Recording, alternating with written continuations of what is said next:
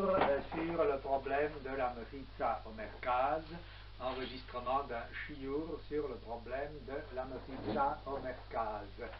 Nous distinguerons les aspects suivants: l'aspect du din proprement dit, ensuite l'examen des raisons du din, des ta'amei hadin, ensuite l'examen du climat du din.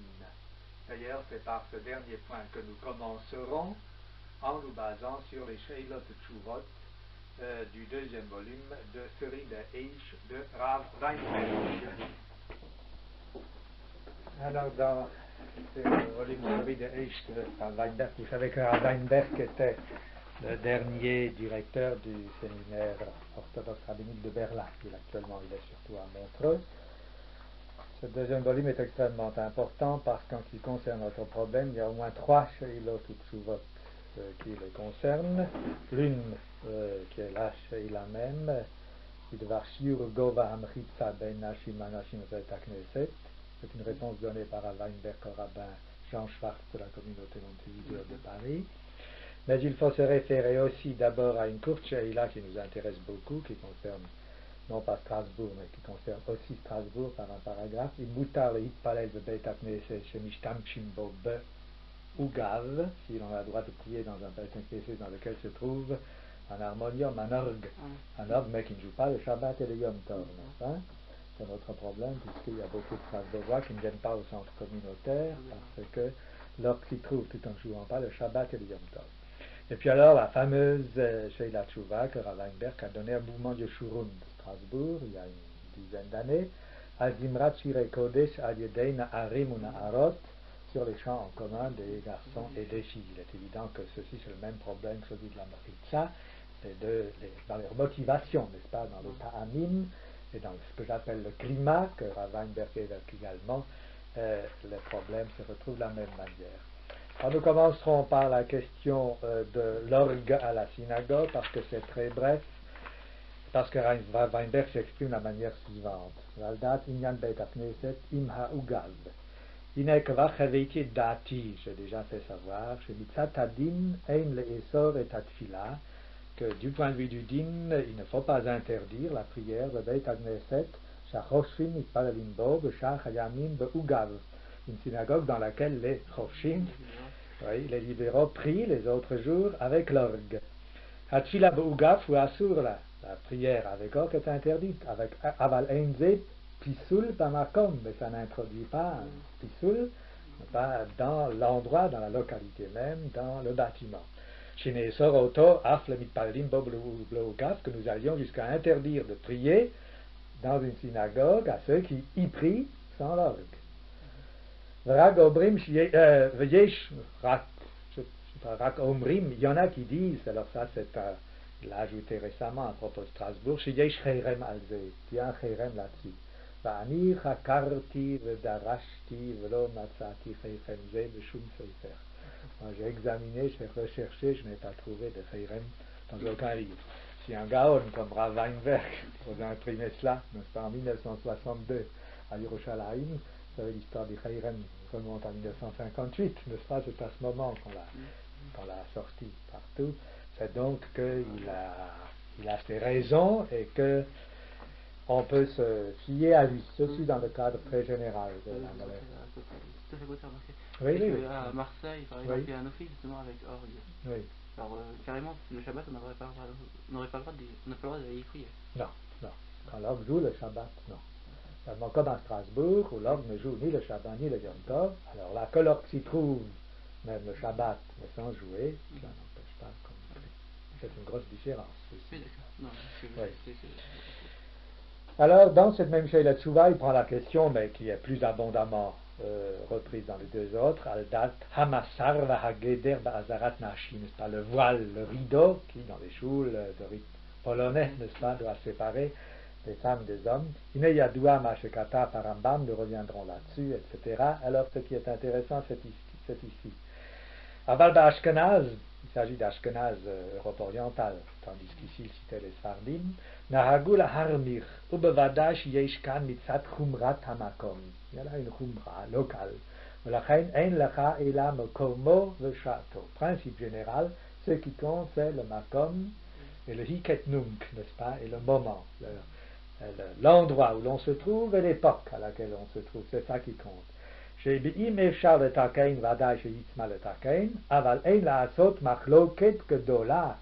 faut pas faire une machloket, la haros kibbutz shel Yerayim, et d'amener la dispersion, la destruction, n'est-ce pas, dans une communauté de croyants, de fidèles, Bishvil Hidur Mitzvah, à cause de Hidur Mitzvah, c'est précisément le plan sur lequel moi je pose actuellement cette question de la Mechitza. Ceux qui, au Merkas, réclament l'élèvement de la Mechitza, disent, ben, pourquoi ne pas le faire, la Mitzvah sera mieux accomplie si on l'élève. Je dis, il ne faut pas, à cause, comme Rav Weinberg, à cause de Hidur Mitzvah, créer une machloket gedola. On peut envoyer la balle. Oui, certainement, nous allons le voir tout de suite. Vous allez voir dans la... Comment cela En se disant que c'est vous qui créez la difficulté. Oui, nous allons voir.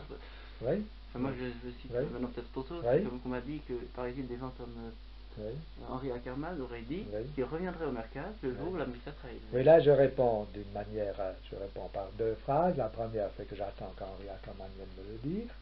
Enfin, au lieu qu'on me dise tout le temps Henri Ackerman, il allait assister à une réunion là, il n'a pas... La réunion dans laquelle j'avais dit que j'étais prêt à parler de cette question Mechitza, comme je le fais aujourd'hui avec vous. Je crois qu'il y était, Henri Non, Ackerman. je ne crois pas. Je n'ai pas vu. Si, il y était. En tout cas, il y avait beaucoup de représentants de sa tendance, et si je ne m'abuse, Henri Ackerman y était. Il n'a pas jugé nécessaire de venir vers moi, ni de se mettre en rapport avec moi. Et j'aimerais bien qu'on me parle à moi. Parce qu'on l'avait dit aussi au nom de Théoclin. Théoclin, je le connais mieux qu'Henri. Je lui ai dit, je lui ai parlé. On dit qu'absolument rien de s'opposer à ce qu'il vienne au Merkaz. Bon, maintenant, nous allons voir tout de suite comment le problème est posé, n'est-ce pas, en ce qui concerne cette question, parce que c'est la manière même dont la Sheila Tshuva a été posée par le rabbin Schwartz, la rue de Montevideo, et la position, enfin la situation est radicalement différente de la nôtre, elle est même à l'opposé. En effet, le rabbin Schwartz avait demandé à Rav Weinberg ceci. J'ai des gens chez moi qui sont plus papistes que le pape, plus orthodoxes que les orthodoxes, à la rue Montevideo, et si je n'élève pas la Mechitza à la hauteur exigée par le din, eh bien il menace de quitter ma communauté. Bon.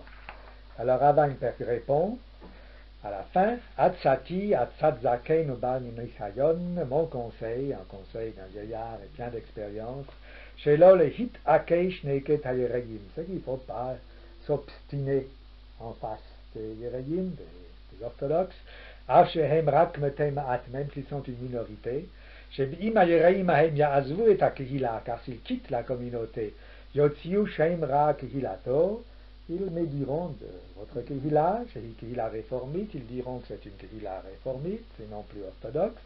Le sofa chez le machoketzu, tavil ite harisat akila, finalement la communauté, presque shalom arriva à disparaître. Je dis qu'au Merkaz, le problème est inverse. Pour le Rav Schwartz, le problème était le suivant: si je ne modifie pas la Mechitza, il y a des membres de ma communauté qui quitteront la communauté. Alors Rav Weinberg lui a donné le conseil, ce n'est pas un tzaddin, c'est un conseil seulement, atzati, atzat zaken ba nisayon, n'est-ce pas? Il dit, je vous conseille de suivre l'avis de ceux qui sont membres de votre communauté, de ne pas, en s'opposant à eux, en vous obstinant, faire qu'ils sortent de votre communauté, qu'ils se enchaînera. Au Merkaz, c'est différent. On vous dit, si vous n'élevez pas la Mechitza, vous empêchez les gens d'entrer dans votre communauté. Seulement, ce sont des gens qui ont déjà quitté notre communauté. Il y en a d'autres qui le sont. Oui, mais qui n'ont jamais dit qu'ils quitteraient le Merkaz si on ne change pas la Mechitza. Enfin, c'est pas un raisonnement. Ouais. Ce sont des gens, un certain nombre, je ne citerai peut-être pas de nom, qui disent il faut élever la Mechitza. Nous ne quitterons pas forcément la communauté si on ne l'élève pas, mais il faut l'élever. Alors, à qui s'adresse-t-il? Un rabbin de la communauté. Bon, je suis un des rabbins de la communauté, qui m'écoutent, qui viennent me voir. Je leur ai proposé de venir me voir. Il n'y en a que 3 qui, après que je dis que je suis prêt à voir cette question, soient venus me voir. C'est vous, c'est Roger Gay qui a dit qu'il voudrait, et c'est Henri Hochner. C'est pour ça qu'il est important qu'il y ait des noms. Parce que dire toujours il y a qui, il y en a qui, il y en a qui. Au moins un autre cas, c'est le nom de famille Javezinski qui a parlé au Merkaz. Oui, c'est aussi Benogros. Oui. Et les délais de Benogros et Shamiti Aloshinsky, vous connaissez suffisamment pour venir m'en parler? Enfin, non, leur position, ils l'ont dit une fois au Mercat, oui. ils ont exposé. Oui. Peut-être qu'ont-ils le temps de ne pas venir ici pour écouter l'acte. N'empêche que leur position se défend. Non, ils ne se défendent pas du tout. Parce qu'ils n'ont pas enfin, ils ont tout d'abord à écouter les raisons de celui dont on a chargé les responsabilités rabbiniques commerciales. Ils sont pour dans plusieurs tendances. Oui. Bien sûr, vous dites cela. Oui. Il y a d'autres personnes qui ont mis le Chechem sur la communauté. Les Ramandas de Strasbourg. Oui. Alors qui vous a écouté? Mais écoutez qui? Alors là, je vous dis, en 1958 déjà, ce problème a été posé et il a été résolu. Il y a effectivement des membres du Merkaz pour qui j'ai énormément de respect et d'estime. Ce sont mes amis, les Meyer, les Ackerman, le rabbin Roger Cohen, qui ont quitté le Merkaz, qui nous ont non pas suivi le Merkaz au centre communautaire, parce qu'ils ont dit, ce centre communautaire, sur lui il y a un Khairem, et il est arrangé de telle sorte que nous ne pouvons pas y venir. À ce moment, le rabbin Warshawski et moi-même, nous avons pris nos responsabilités. Et nous avons dit, nous entrons dans le Merkaz tel qu'il est au centre communautaire. Plus, nous entrons même dans la grande salle du centre communautaire. L'exemple nous est donné d'ailleurs par le grand rabbin d'Oïs, qui est le grand rabbin de la communauté de Strasbourg. Je laisse dehors le grand rabbin d'Oïs, c'est son problème. Il pourra vous dire ce qu'il voudra vous dire à ce sujet. Mais moi, et je suis sûr que le grand rabbin Warshawski vous dira la même chose, nous n'avons pas, sans beaucoup de réflexion, en 1958, consenti à cette énorme et cette déchirure et cette marloquette qui était énorme, mais nous l'avons accepté, nous avons pris nos responsabilités. Alors ce n'est pas maintenant qu'il faut venir et nous dire « Ah mais nous ne pouvons pas rester dans cette communauté parce qu'il y a un ferme, etc. » On le savait. Tous ceux qui nous ont suivis. C'est pas une question de respect, c'est une question de hauteur. Oui, la hauteur est à la... Les questions de principe. Oui. D'une part, il y a le fait que la haute magistrature ne soit pas à la hauteur. Oui. D'une part, il y a le fait que vous ayez dit, en parlant de du Merkaz, que vous opposerez à l'élévation. Oui, absolument. C'est deux choses. Je vais donner les raisons. Je l'ai dit dans Rav Weinberg, qui est un auteur, qui vous le voyez, un gaon de notre époque, qui n'hésite pas à dire, par exemple, sur le plan de Khairem, que ce Khairem n'existe pas. C'est extrêmement important qu'il écrit ceci, puis cela. Bon, maintenant pour la Mechitza demande 18 tefarim. 18 tefarim, ce qui fait à peu près 1,70 m. Donc il est vrai qu'il manque quelques centimètres à la Mechitza du Merkaz pour être selon Alpi Hadim. Mais le terme de la Mechitza, et ceci, il faut que vous lisiez en détail les deux Tshuvot de Rav Weinberg, c'est la suivante. D'abord, il fait allusion au Psak-Din de Rabbi Moshe Feinstein à New York. C'est un très grand Meikil dans l'orthodoxie. Il y a aussi des Meikilim, il n'y a pas que des Masmirim, et contre lesquels se sont opposés les Sotmar à New York, qui demandent un rideau entier, alors que Rabbi Moshe Feinstein dit non, il suffit d'une Mechitza d'Avoa Yutret de Farim. Alors on lui a dit, mais la Gemara dit chez Yistaklu Anashim Banashim, si la Mechitza n'est que de 18 farim, elle va à peu près jusqu'à la hauteur des épaules, même pas des épaules. Donc les hommes peuvent voir les femmes. Or la Gemara dit explicitement les hommes ne doivent pas voir les femmes. Il répond, Kavanoto, Shelo Yavohu Paritzim le Histakel le Shem Hana'a. Que tout est une question d'intention dans ce regard que les hommes jettent sur les femmes. Ce qu'il faut éviter, le Rambam le dit explicitement, c'est que des vauriens n'en viennent à voir les femmes et effectivement alors n'en viennent à Kalukite, Kalutroche, etc. Bon. Mais, par exemple, pour la question chez Nashi Anashim Holchot Peruotroche, on a opposé aussi à Moshe Feinstein actuellement, les femmes ne se couvrent plus les cheveux. Beaucoup de femmes ne se couvrent pas les cheveux, c'est le cas au Merkaz, des femmes mariées, n'est-ce pas? Or, on n'a pas le droit de voir une femme les cheveux non couverts, c'est Irva, au même titre que d'entendre sa voix. Et pour une femme mariée ou bien une femme mariée, pour une femme mariée. Kavar Kata Besefer Igarod Moshe, c'est même Rav Moshe Feinstein, dans son livre Igrod Moshe a écrit, ce Yesh Lismor à la Rif à Rambam, qu'on peut se baser sur le Rif de la Rambam, c'est pas de notre siècle, le Rif de la Rambam, She'ein hash'ar irva, le inyan kriyat shema ou tfila. En ce qui concerne la prière, les cheveux découverts d'une femme ne constituent pas irva. Au Mikol Shekain continue-t-il à plus forte raison, bismaneinu, en notre époque. Chez Rouba de Rouba holchot bruot roche, où la majorité des femmes vont la tête découverte, au kovar hurgulu basé, on a pris l'habitude de cela, veinash arod begeder mekomot darkan rasotan, et les cheveux ne rentrent donc pas dans les parties du corps qu'il faut couvrir et qui non couvertes empêcheraient la prière. Vous voyez qu'un Rav Feinstein, se basant d'abord sur le Rif et le Rambam, ensuite passe al Zmaninu, Bismanu à notre époque, constatant que beaucoup de femmes, la plupart même, n'ont plus les cheveux couverts, eh bien, on peut prier dans une synagogue dans laquelle on voit des femmes ayant les cheveux découverts. Alors c'est là que nous touchons le point principal qui est largement développé par Weinberg dans sa Sheila Teshuvah concernant cette fois-ci la mixité, n'est-ce pas, le fait que dans les mouvements de jeunesse, garçons et filles chantent ensemble et sont ensemble. Et là, le climat général de sa Sheila Teshuvah, c'est le suivant. En France, en Europe occidentale, il y a une certaine situation. Elle existait déjà au XIXe siècle. Elle a été aperçue par les maîtres de l'orthodoxie allemande, Rabbi Israel Hildesheimer, Zal, Rainer Gaon, Rabbi Shimshon Raphael Hirsch, während der Livrata, Hitiru, Bismirot Kodesh, le Zamer Yachad, etc. Ils ont donné leurs raisons. Quelles sont les raisons principales? À Weinberg, ici, c'est un développement qui est extrêmement intéressant. C'est qu'il parle de sa propre expérience. Il parle de sa propre expérience lorsqu'il est arrivé de Lituanie en Allemagne. Vehine Rabbane Polin Ungarn, voilà, attendez, c'est ici.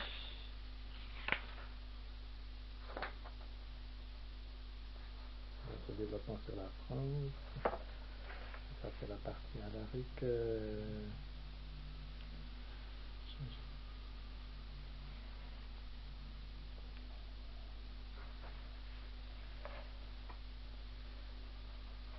מכל מקום, כשנשאלתי על זה מנהל ישורון, הוריתי להם שימשיכו את פעולתם, על פי דרך שהיטו להם גדולי אשכנז. Je leur ai conseillé à Yeshurun de continuer à laisser garçons et filles ensemble, à laisser chanter ensemble, tel que les grands maîtres d'Ashkenaz leur ont enseigné. Shehayut Tzadikim Gedolim, car ces grands maîtres d'Ashkenaz, d'Europe orientale, étaient de grands tzadikim. V'chol kavanatam haïta le Shem Shamayim, toute leur intention était le Shem Shamayim. L'Hatzil est à noir miskana tatmiya titpashta ba'Ashkenaz bimehem, afin de sauver la jeunesse du danger d'assimilation qui sévissait à leur époque. Vayetalken hitzilu kama nefashot Israël, et en effet, grâce à cela, ils ont sauvé beaucoup d'âmes en Israël, hitzlichu le karvan la Torah l'Yirat Shamayim, et ont réussi à les approcher de la Torah et de la crainte du ciel. Ugodole Ashkenaz hayu bekiim mumchim bechochmat achinuch. Ces grands Ashkenaz étaient experts en pédagogie. Ulechein hitzlichu b'ma'aseim lahakim dorot sheleimin shel bala Yirat Shamayim, c'est pour ça qu'ils ont réussi à créer des générations entières de Yirat Shamayim, la Haskalah Chilonite ka'achat, et qui en même temps avaient la Haskalah Chilonite, les connaissances profanes, pas Torah et Eretz. Machelo ala bideg oneg doledito Polin, ce en quoi les grands de Lituanie de Pologne n'ont pas réussi. Les fichelo yadu le chonet achinuch rapitna yazman, parce qu'ils n'ont pas su instaurer la pédagogie selon les conditions du temps. Alpitna yazman. Alors, Salanter a dit qu'il avait vu Rabbi Israël Hildesheimer faire un cours à des femmes, qu'il était revenu en 10 ans, certainement le mettrait au Heim en Pologne, mais je souhaiterais être dans le Gan Eden à ses côtés. Les rabbins de Pologne et de Hongrie qui sont venus par leur pérégrination en France, Roim et Minagim Achadashim, ils voient ces nouveaux Minagim, Shehinigu Charedet Sorfat Alpi Shitat Geone Vetzadika Ashkenaz, qu'ont introduit les orthodoxes de France selon les décisions qui avaient été prises par les grands d'Ashkenaz, par les Hildesheimer et les Hirsch. Alors ces rabbins de Pologne et de Hongrie s'opposent à eux avec violence. Parce qu'effectivement, ces minagim sont en opposition explicite avec la Gemara et les poskim. Ulam ein arabanim anal bekim bitnaya chayim ashorim dinat Tzorfat. Seulement ces rabbins ne connaissent rien aux conditions de vie en France, Einam roim et amatzaf hayarut shaliatucham, mais ils ne veulent pas voir le degré très bas où se trouve le judaïsme là-bas. Le hefach, au contraire, b'trishotoyim hem amidim biskana et patruto chez la irkunazé. Par leurs exigences, ils mettent en danger le développement de mouvements tels que Yoshurun, aussi maintenant Merkaz, qui a déjà beaucoup réussi par son travail pédagogique, comme vous l'avez nous-même indiqué. Alors un développement sur les conditions dans lesquelles vivent les jeunes religieux en France, il dit que c'est surtout des conditions d'isolement, ils se sentent isolés, et ce qu'il faut c'est qu'ils s'unissent dans des groupes, qu'ils sentent qu'ils sont ensemble et qu'effectivement ils soient extrêmement unis. Alors, Arshaf anirot shidvar et abayot omdot al aperi mitzat halacha, point de vue de la halacha. Hine maseret suka muvar shel makpidim shlo itarvu anashim anashim, Kilshon Mishnah, il reprend maintenant les bases de la Gemara Sukkah, qu'il avait déjà vu tout à l'heure pour la Mechitza aussi, tout cela se tient et séparer les hommes des femmes.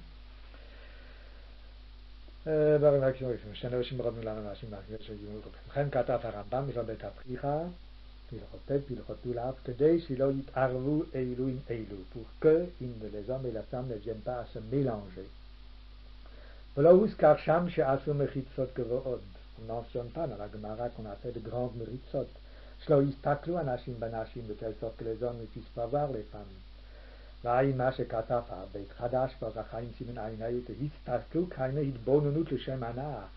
Regardez ici signifierait vouloir voir pour envie d'une jouissance.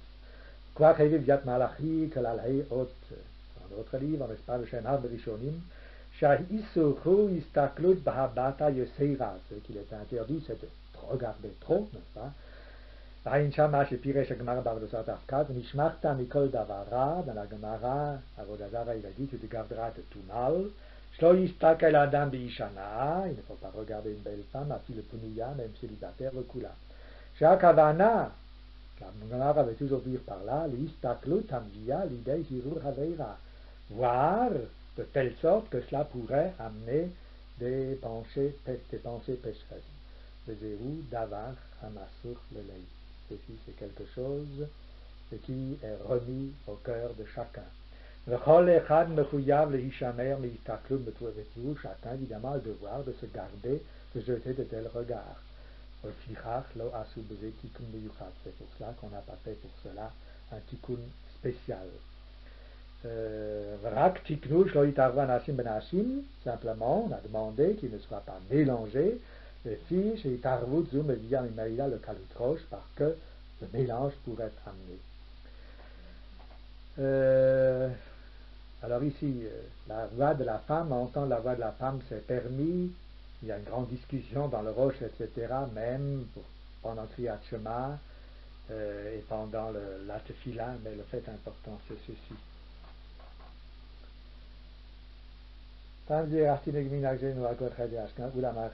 Alors, moi, finalement, j'étais arrivé après l'étude halakhique à la conclusion qu'on n'avait pas le droit de mélanger garçons et filles, finalement, qu'on n'avait quand même pas le droit. Roulam, Achachecha, Kira ou de Risha, après avoir recherché Nomarli, Tiagaon, Atzadik, Rabbi Yezefil de Seimer, Rechen Agon, Rabbi Shimshon Raphael Hirsch, de Frankfurt am Main, Hitiru Bizmirot Kodet de Samer Yachat, Vatam, Mishum de Trekol Alom Ishtamai, on n'entend pas deux voix qui chantent ensemble, et qui même Zamrim Yarat En Chashash Isur, puisqu'ils chantent ensemble, il n'y a pas d'Isur. אבל לא נחת דעתי בזה, וחיפשתי מצאתי בשדר במלאכת קודש, שהביא בשם רב ספרדי, להתיר זמירות קודש של אנשים נשים יחד, des gens רב ספרד l'avaient autorisé, j'ai encore trouvé des semachim, etc. Mais, ce qui me paraît important alors, et ce qui finalement l'a décidé, c'est ceci. Mashma, sherak b'mistakel kedei lahanot asur.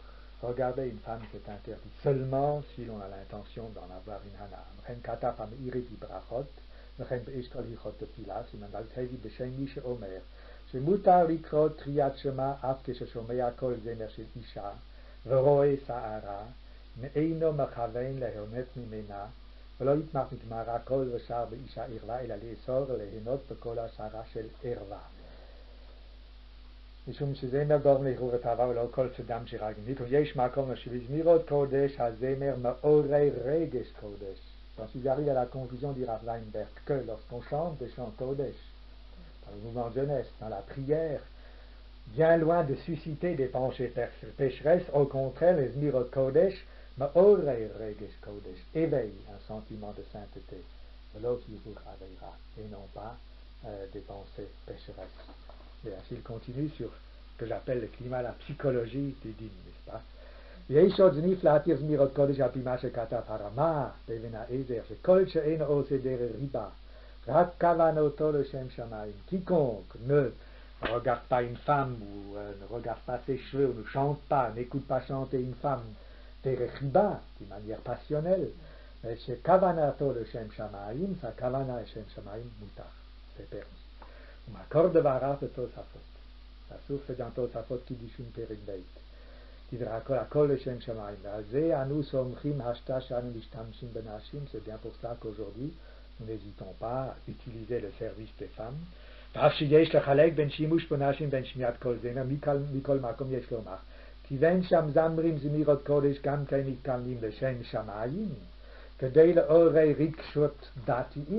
d'éveiller des sentiments religieux et la banot auprès des filles, ou la ta'at blibam chiba le Kodesh Israël, et de planter dans leur cœur l'amour pour les choses saintes d'Israël, yesh ismor à la makilim, on peut se baser sur les mekilim. V'aïn b'maseret yoma, ça marquet à la varga Shimon HaTzadik, eit la'asot l'Hashem, Pirut Rashi Sham Maseret Mura, it ashetiro lirto divrei Torah shebal pe mishum, eit la'asot l'Hashem heiferu Torah Tera. Explicitement, il mentionne eit la'asot l'Hashem heiferu Torah Tera. Tu connais la valeur de ce principe, n'est-ce pas? Amru mutav teyaker ot achat min haTorah v'lo tishtakar Torah v'Yisrael, etc. Il continue toujours sur ce. רק יש כאן מן החסידות ומן הצניעות, אפשר לדרוש סמוכין ולהתיר בארץ צרפת, שכבר הגיע מצב היהדות עד משבר, situation est devenue tellement critique, l'im לא נאחוז באמצעים חינוכיים, si nous ne faisons pas appel à des moyens pédagogiques, מנוסים ומאותרים בהצלחה qui ont fait leur preuve, qu'autant של ארגון עזרא באשכנז, par exemple, ceux du mouvement Ezra en Ashkenaz, qui est un mouvement comme son Raphaël Hirsch, ארגון ישורם de Tzorfat, עתידת תורה חס ושלום שתשתכר מישראל, etc. אנו רואים ויודעים כי גדולי אשכנז התכלירו בחינוך הבנות והנשים צעירות יותר מגדולי שחר הארצות. ובאשכנז ראינו נשים מלומדות בעלות דרגה השכלה גבוהה. Nous voyons qu'en Ashkenaz, enfin en France aussi, il y a des femmes très cultivées à la fois en Torah et en matière profane. שהיו חכידות על דת ישראל מקיימות את המצוות בהתלהבות. משום כך אין אני מעריב לאסור מה שהתירוהם. C'est pour ça que jamais je ne lirai à interdire ce qu'ils ont fermé. Ou que comme da nomar, et c'est dans un cas de ce genre que nous devons dire et la sorte la chaîne et Torah. דבר זה מובן למי שמכיר טבע הנשים במדינות הללו, האיסור יוכל לגרום לפירוק הנשים מן הדת חז"ל. Alors c'est donc sur cette base que je me place. Weinberg ici ouvre une porte. Il y a des sources Tosafot, n'est-ce pas? Ce ne sont pas seulement Hildesheimer et Hirsch qu'il cite, qui déjà serait suffisant, mais il s'en va jusqu'au Tosafot, jusqu'aux sources de la Gemara. Il dit, dans la situation actuelle d'Europe occidentale et de France, eh bien, les moyens, les méthodes et les arguments psychologiques, pédagogiques, ont une valeur telle qu'ils doivent amener dans un débat halachique le principe Eitlasot Lachem et Torah Tera. Alors je dis à l'heure actuelle, pour le Merkaz, je reviens maintenant à la Mechitza du Merkaz. J'admets, Alpi Adin, qu'il manque quelques centimètres à la Mechitza du Merkaz. Mais, premièrement, ça a été établi en 1958, au moment où cette séparation s'est faite, et à ce moment, le rabbin Warshawski, le grand rabbin Deutsch ont pensé que cette Mechitza était suffisante. Deuxièmement, moi, personnellement, je ne tolérerai jamais que ce problème soit posé à l'heure actuelle tant que, et je le sens effectivement, l'offensive est menée un peu partout dans les milieux hyper-orthodoxes qui, eux, se refusent peut-être à des argumentations de ce genre, je le sais, qui se refusent de penser que des arguments psychologiques ou des arguments pédagogiques soient à à faire intervenir dans la halakha, et j'ai argumenté là-dessus avec Ophar Aporovitz, qui m'a dit en effet que tout, en ce qui concerne les femmes, l'éducation des femmes, son avis c'est que les femmes sont des êtres inférieurs aux hommes, qu'elles sont incapables d'apprendre, et que par conséquent, le problème de l'éducation des femmes ne se pose même pas. Voilà, alors sur cette base, évidemment, on ne peut pas discuter. Tant que je sens que l'offensive est menée, pas contre la Mechitza du Merkaz, qui n'est que un test de quelque chose de beaucoup plus vaste, et qui est l'ensemble de la conception d'une pédagogie commune, garçons et filles, de l'école mixte. L'école Akiba est une école mixte. Toutes les écoles juives de France, écoles secondaires juives religieuses, sont des écoles mixtes. Les maisons d'enfants religieuses montées par l'OSE sous la direction de Jacques Cohn, n'est-ce pas, de Beaucon en 1943-44, suite après la guerre, celle de Lyon, celle d'Agno, celle de Taverny, étaient et sont encore des maisons mixtes. Tout cela, nous l'avons fait, et nous l'avons fait délibérément parce que nous savons, par la psychologie, par la pédagogie, par la psychanalyse, et nous y tenons énormément, que dans les conditions dans lesquelles la jeunesse est appelée en France à vivre sa vie dans un rapprochement presque constant, perpétuel, sur les bancs du lycée, ensuite sur les bancs de l'université, dans la vie professionnelle entre hommes et femmes, il faut absolument que psychologiquement déjà garçons et filles soient réunis également dans le Kodesh. Qu'ils le soient précisément pour qu'il n'y ait pas entre le Kodesh et le Chol ensuite cette divergence et ce changement qui ferait qu'en passant de l'un à l'autre, on franchit un abîme et l'on rencontre un monde tout à fait différent. Je pousserai même les choses plus loin. Je dirais que nous avons été élevés de telle sorte que pour nous, et selon d'ailleurs les interprétations citées ici par Weinberg de Rambam le disent, que le Histakel Banashim n'est interdit que si c'est le Shem Hana'a, le Shem Hana'a Metu'evet, le Shem Zenut, n'est-ce pas, mais que nous avons été élevés de telle sorte, mouvement de jeunesse et tout cela, et toute l'atmosphère dans laquelle les jeunes sont élevés en France, et je dis les jeunes religieux, nous l'avons été comme ça à la Rikagenek avant la guerre, j'ai été élevé à la Rikagenek, moi, Beno Gross aussi, etc. Nous avons été de telle sorte que, pour nous, voir, pour un garçon, n'est-ce pas, voir une jeune fille, eh bien, ça nous a toujours été enseigné comme étant quelque chose d'élevant, comme provoquant des Ritchey Kodesh et non pas des Ritchey Chol, comme étant quelque chose qui est indispensable à la formation, à la maturation même, à la formation de la maturité morale et de la pureté morale des jeunes gens, plus encore peut-être des garçons que des filles, mais des filles également. Et qu'au contraire, mettre là-dedans cet élément immédiatement négatif et non discuté, dire aux garçons, rasforlile, ne vous tournez pas vers les filles, ne les vous regardez pas, parce que c'est issou, parce que c'est un péché, c'est cela qui provoque le péché. Alors qu'apprendre aux garçons que les filles sont des êtres humains, qu'un jour effectivement, fiançailles, mariage, on est appelé effectivement à poursuivre là une carrière que Dieu veut et que la Torah a tracée, cela, c'est mettre dès l'abord, dans les rapprochements entre les sexes, quelque chose de très pur. Et c'est conserver la pureté du garçon et non pas provoquer en lui des mauvais penchants. Il est évident que si un garçon, pour lui-même, à titre personnel, éprouve que, effectivement, être trop près des filles, au contraire, suscite en lui des pensées qui peuvent l'amener à des imaginations, des rêves ou des gestes immoraux, c'est à lui alors de prendre ses précautions, de parler à ses maîtres, de parler à ses parents, n'est-ce pas? Nous sommes là pour ça. Mais du point de vue pédagogique, psychologique et du point de vue moral, nous n'avons pas le droit de considérer ceci comme étant la règle et la norme. Pas? Nous partons, et nous sommes partis, et lisez les pages que Hirsch consacre à cette question, dans ses sermons, dans ses drachotes, etc., de cette idée que garçons et filles doivent se voir, doivent effectivement se connaître, que c'est à ce prix seulement que leur communication pure et morale devient idéale et qu'un garçon se rend compte de l'importance qu'est la vie sexuelle et de la manière dont il doit la sauvegarder au niveau de la morale. et qu'en Pologne, en Hongrie, c'était pas comme ça, et que le fiancé et la fiancée se rencontraient pour la première fois sous la roupa, n'est-ce pas?